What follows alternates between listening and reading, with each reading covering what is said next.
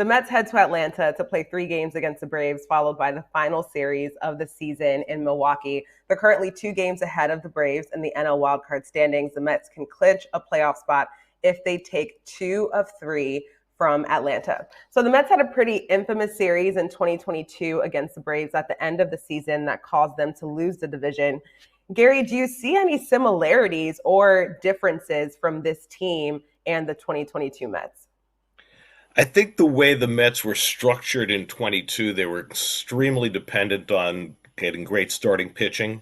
And they went into that series with Scherzer and DeGrom and Bassett, figuring that they would be the keys to pitching the Mets to victory. And the Braves had so much home run power on that team, and they bludgeoned the Mets with home runs. And the Mets did not have the means with which to respond. And I think what we've learned about this Mets team over the last few weeks, and even more so over the last few months, is that they do have the firepower to hit back. That if their starters falter, they've got the guys who can create enough offense to overcome. We saw it last night.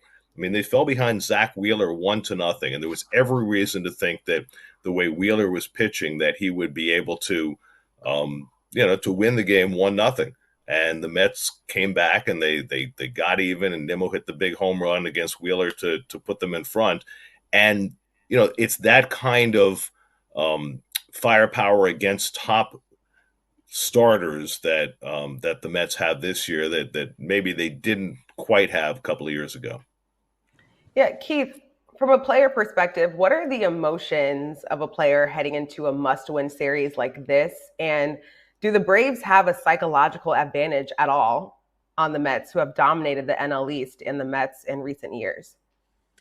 I don't think they have a psychological edge. They've been struggling. Mets have won the games they've needed to win the series they've needed to win down the stretch. The Braves have not. They're banged up big time. They've got a lot of their players. Acuna and the third baseman are out. Those are critical guys that are missing in that lineup. They've done a heck of a job to stay close, in my opinion. Really done a good job. I think everything in the past. This is a new team. It's new players.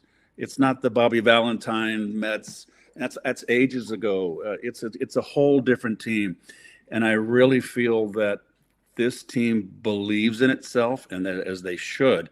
They're a very, very solid ball club, very good ball club. They're on a run right now when they need to get on the run. They've been playing great ball, having a great September where it's all at. And they're going in there with full momentum. They've got to be feeling very good about themselves and very determined to put an end to this Brave, whatever you want to call it, voodoo. You can tell they're all bought into ending the voodoo. Yes, Keith, thank you very much for that. Gary, in 2022, you guys only got to call one of the 3 games against the Braves. This year, SNY got all 3. What is it like calling a game that has such long-term implications on a franchise? And do you have to do any extra preparation for it? No, in fact, I think you do less preparation because I think that we all know what's at stake. We all know the players. You're not introducing people to the personalities on either side.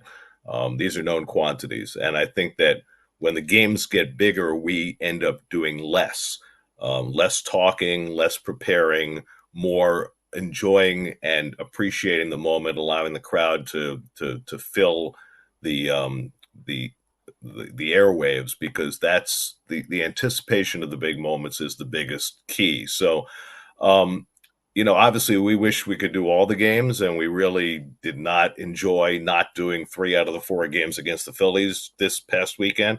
But it'll be great to be able to do that whole series in Atlanta until the hurricane is supposed to hit on Thursday, and we're supposed to get like 6 inches of rain. So that'll be a lot of fun.